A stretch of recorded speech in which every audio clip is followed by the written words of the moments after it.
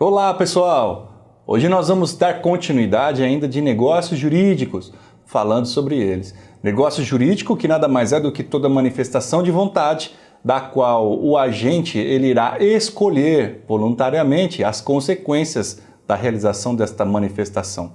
E essas consequências elas são todas albergadas pelo ordenamento jurídico. Então perceba que o negócio jurídico ele está vinculado com uma pessoa, com um agente que externa esta vontade. E todo negócio jurídico ele possui uma finalidade.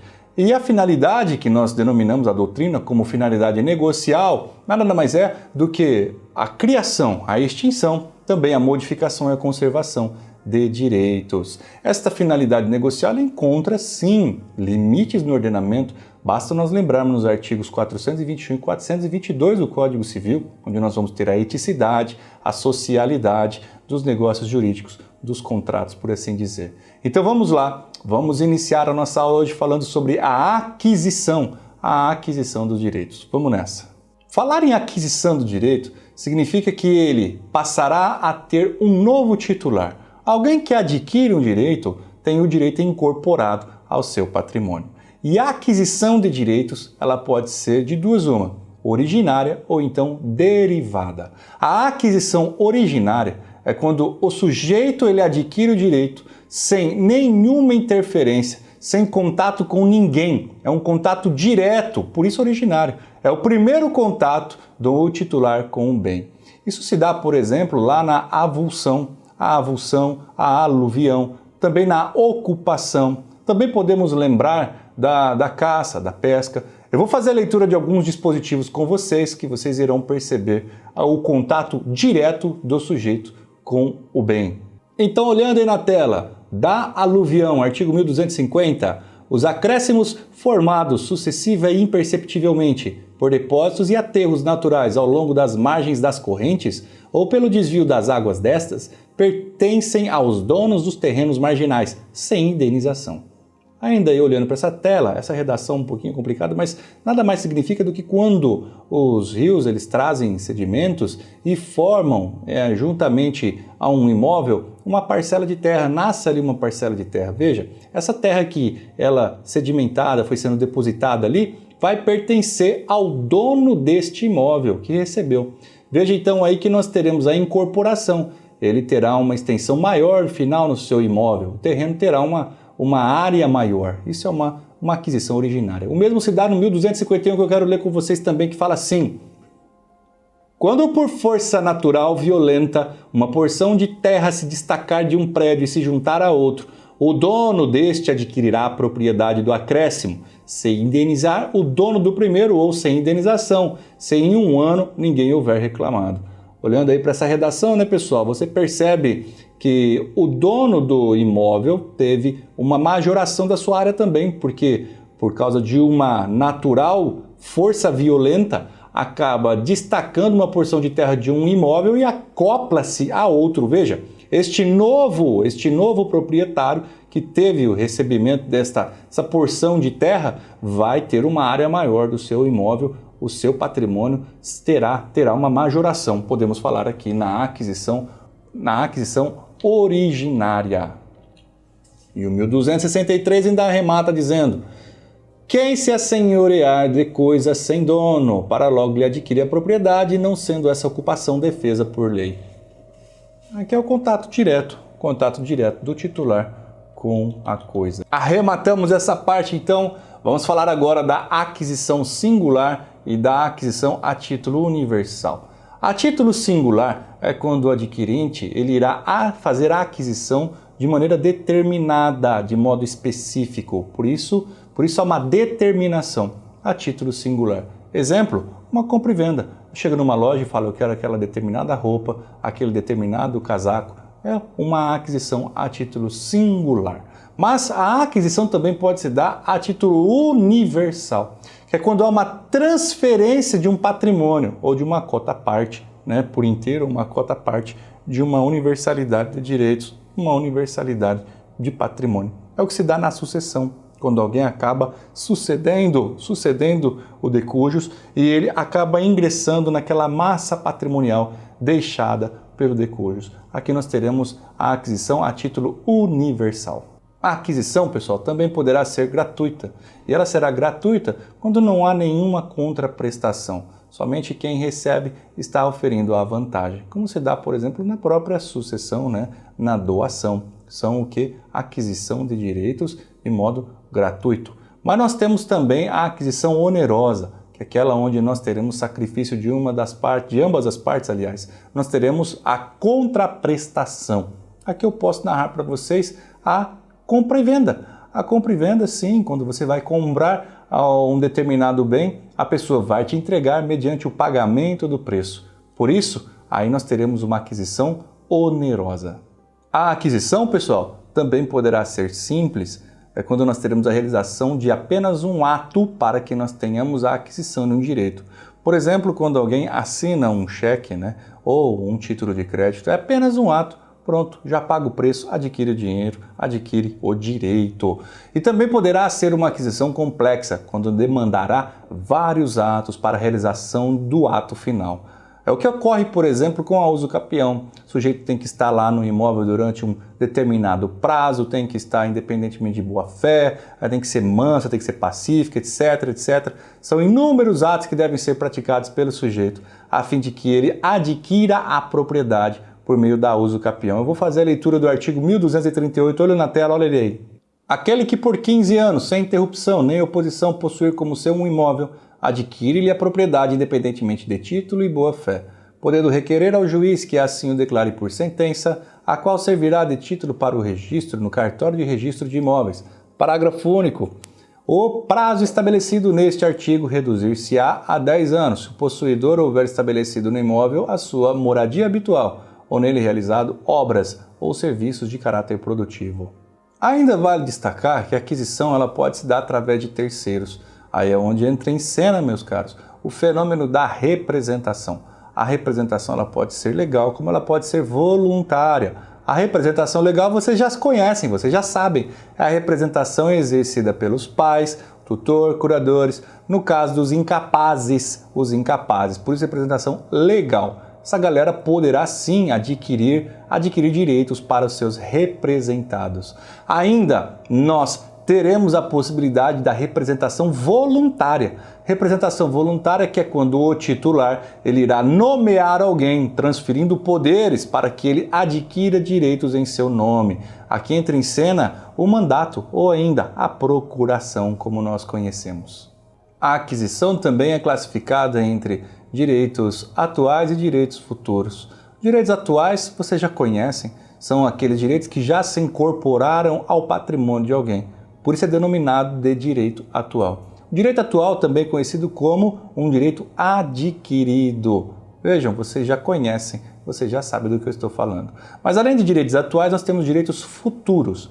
Direitos futuros são direitos que ainda não se solidificaram, ainda não se incorporaram ao patrimônio, por dependerem de um fato que ainda está por acontecer. Imagina você, por exemplo, uma compra e venda a prazo. Está lá no artigo 524 que eu quero fazer a leitura contigo agora no Código Civil. Artigo 524 do Código Civil fala assim: a transferência de propriedade ao comprador dá-se no momento em que o preço esteja integralmente pago. Todavia, pelos riscos da coisa, responde o comprador a partir de quando lhe foi entregue. Eu quero ficar estabelecido com vocês a leitura focada na primeira parte. A primeira parte que fala quando o preço estiver integralmente pago, portanto, ele terá a propriedade. Se ainda não foi pago porque há prazo, ele ainda não é o proprietário. Mas há ainda uma subclassificação no tocante aos direitos futuros. Os direitos futuros eles são ainda classificados em direitos futuros deferidos e não deferidos. Os direitos futuros deferidos eles dependem de um ato do próprio titular, um ato do próprio sujeito, como por exemplo o recebimento da herança, a aceitação da herança. Pois é, o sucessor ele tem que dizer que ele aceita. Os não deferidos, em contrapartida, eles não dependem de ato do sujeito, eles dependem de um fato que muitas vezes é um fato falível, é um fato que pode falhar. Como, por exemplo, uma doação que se sujeita ao casamento donatário. Eu vou te doar uma caneta se você casar. Tem que ser uma caneta que compensa, né? Meus caros, então nós temos aqui essa subdivisão em direitos futuros deferidos e não deferidos. Vamos prosseguir com a nossa classificação. E por falar em herança, vale lembrar da expectativa de direito. Expectativa de direito ela não gosta de nenhuma proteção jurídica, que ele ainda não existe. Há apenas uma expectativa, uma mera esperança, uma simples possibilidade. Por exemplo, o futuro herdeiro, né? O herdeiro que quer fazer guarda, quer vigiar a herança, estando ainda o seu ascendente vivo. Ele não tem qualquer poder sobre a herança. Precisa primeiro que se vá, então, o ascendente para que ele possa, eventualmente, se tornar um titular. Porque ele pode, inclusive, morrer primeiro, né? Ninguém sabe que é o próximo. Então, aqui há uma mera expectativa. A expectativa de direito, ela não é acompanhada de proteção jurídica. Mas nós vamos continuar na classificação e eu vou tratar com vocês agora sobre dois direitos que são de suma relevância. O direito eventual e o direito condicional. Vamos entender essas figuras porque elas são muito importantes no ordenamento. No direito eventual, nós teremos um direito que se encontra em uma fase embrionária. Ele está parcialmente cumprido. O grande lance aqui do direito eventual é que ele depende de um evento interno da natureza do próprio direito. E aqui eu vou chamar a atenção de vocês para um contrato aleatório como modelo, né? Como um exemplo. O contrato aleatório é que depende de um evento interno. Pessoal, lembre-se aí do contrato de seguro. O contrato de seguro ele está perfeito, ele está acabado. Eu vou lá, procuro uma seguradora, assino, sou o contratante, ela como contratado, seguro de vida. Eu espero que quando eu faleça, alguém receba o prêmio, né? Eu estipulo em favor de alguém o prêmio, que é a indenização. A justa indenização.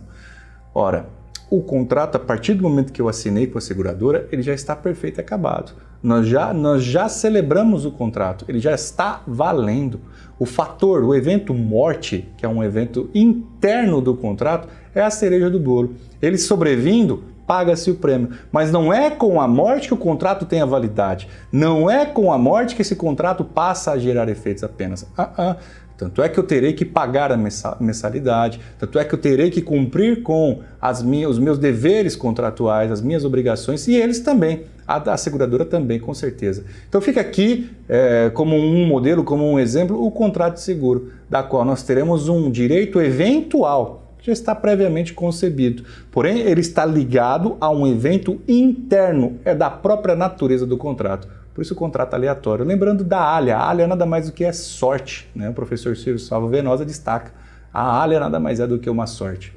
Tudo bem? Vamos seguir avante. Então agora falar do direito condicional. O direito condicional ele se diferencia de um direito eventual, porque no direito condicional nós teremos a ligação dele com um fato externo, um evento futuro e incerto, diga-se de passagem. E ele é completamente externo. O direito condicional ele está ligado a uma situação que não tem nada a ver com a natureza daquilo que se está tratando. Eu vou te dar o meu carro quando você passar no exame de ordem. Veja, isso é uma condição. É um evento alheio, um evento futuro, um evento incerto. Nós não sabemos, queira Deus que seja de primeira. Estou aqui na expectativa, quero que isso aconteça muito na sua vida. Mas enquanto isso não acontecer, eu não vou te dar o meu carro. Temos aqui, portanto, um direito condicional. Viram só? Conseguiram vislumbrar a diferença do eventual para o condicional? O condicional está ligado a um elemento externo que não tem nada a ver com a natureza do direito em si. Já o eventual, ele está ligado, sim, a um aspecto interno, inerente do próprio direito. Artigo 458 do Código Civil diz assim: se o contrato for aleatório por dizer respeito a coisas ou fatos futuros, cujo risco de não virem a existir um dos contratantes assuma, terá o outro direito de receber integralmente o que lhe foi prometido, desde que a sua parte não tenha havido dolo ou culpa, quando que nada do avançado venha a existir. A redação é um pouquinho chata, mas nada mais é do que o exemplo do contrato de seguro de vida. E para finalizarmos a aula, pessoal, no que toca à aquisição de direitos, nós ainda podemos lembrar da aquisição de direitos estes vinculados a um termo ou ainda aos direitos potestativos. E para fecharmos esta parte da aula que falamos da aquisição, nós ainda temos que lembrar do direito a termo. O direito a termo é aquele que está vinculado ao transcurso de um prazo, de um tempo, ele está vinculado ao tempo. O direito a termo, portanto, ele está vinculado a um evento futuro e um evento certo. Eu vou te vender, porém vou te entregar somente daqui 30 dias. Você anota lá no calendário, daqui 30 dias eu te entrego. É um direito a termo, um direito vinculado ao transcurso de um prazo. Contrapartida, nós temos o direito potestativo. O direito potestativo é um direito que garante a pessoa. Na verdade, ele é um poder. É um poder que o seu titular terá de interferir na esfera jurídica alheia e ainda submeter a outra pessoa ao seu direito, à sua vontade.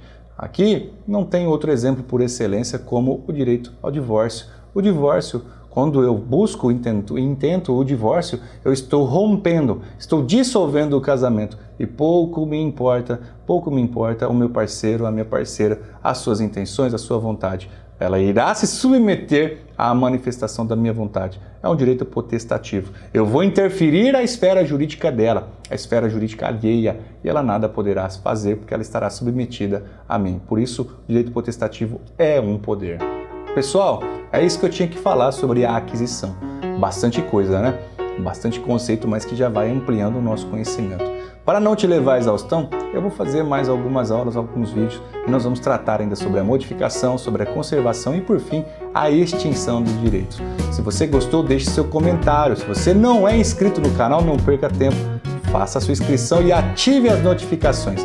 Eu te espero na próxima aula, então. Até breve.